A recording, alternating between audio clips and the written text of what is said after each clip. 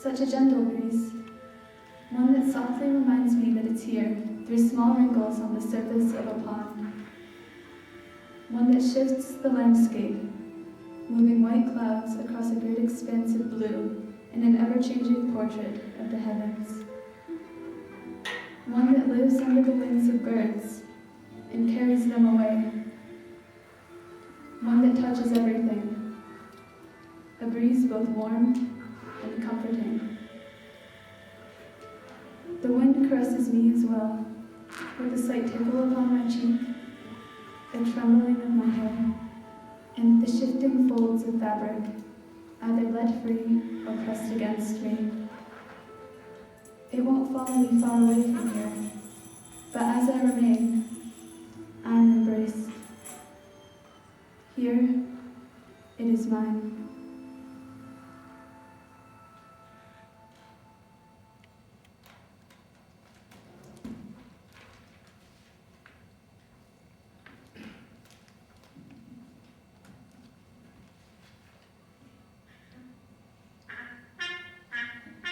At what point in our lives do we start to believe in what we cannot see and recognize that some objects that leap into space, the crunchy autumn leaves, confetti, funfetti, light sprinkles, will stay afloat for a while longer than we can?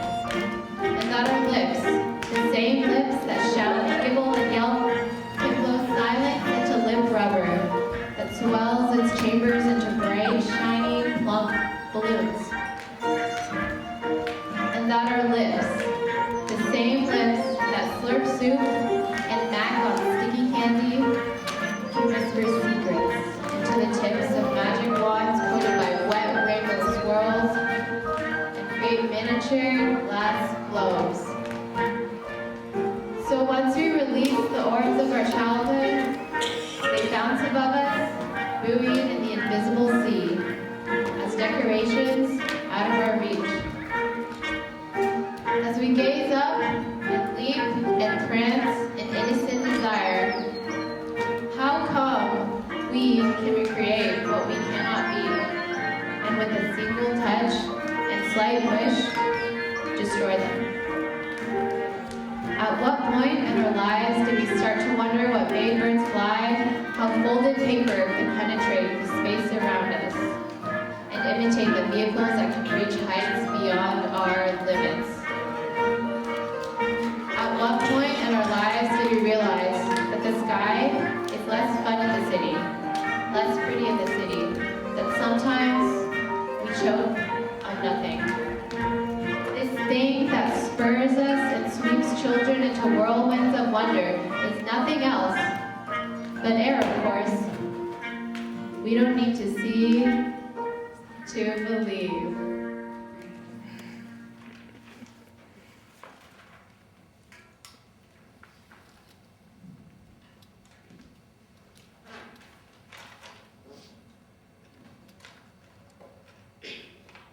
Leaves spattered, green shades, stems speckled with brown hues. Day breaks, and we are greeted with quiet breeze. It is as if life is being married to the sky. And as we inhale our surroundings, suddenly we know we're alive.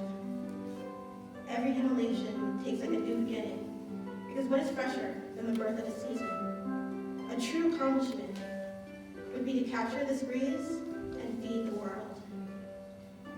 Yet slowly and persistently grows this uncontrollable wave. We appreciate the brilliance of freedom that greets us each morning, but we also feel the torrid space around us that's constantly closing in. Sticky and moist from sweat, it becomes wondrous how the land looks so thirsty, deprived of the breeze to feed it. Are we to be so sure that life is still married to the sky? The blushing trees don't look so sure. In fact, each falling leaf is like a ticking clock, reminding ourselves that time itself is ephemeral. What we can inhale is what is left of the buzzing winds.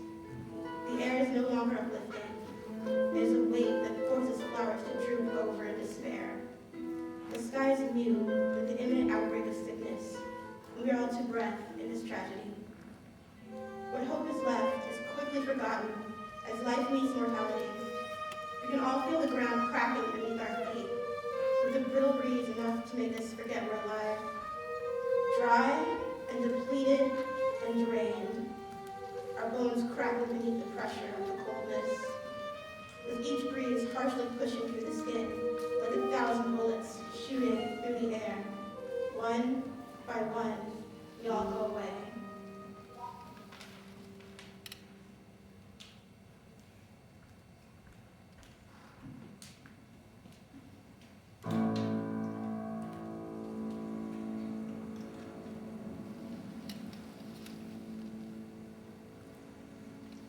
The stillness coats the air, muggy and hot and oppressive, the calm before the storm.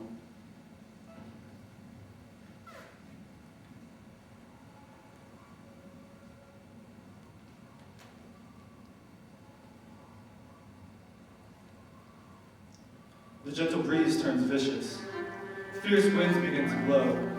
Dark skies, dark winds, dark air. Clouds blot out the sky, an omen of destruction will come. Faster and faster, and faster and faster, the winds whip up and I, looking down on my small town, like a god who can destroy with impunity, protecting us for one small moment before everything slams into action. The rains come at us in sideways sheets, the trees are bent over in agony, face down to weather the onslaught of a hurricane. I'm locked in my house, trapped on all sides by hurricanes like harpies. Katrina, the ruin of New Orleans. Irene, lethal trample the Caribbean. Sandy, destroyed livelihoods. Vicious and spiteful, bent on destruction, heirs of malcontent, sweeping across the globe.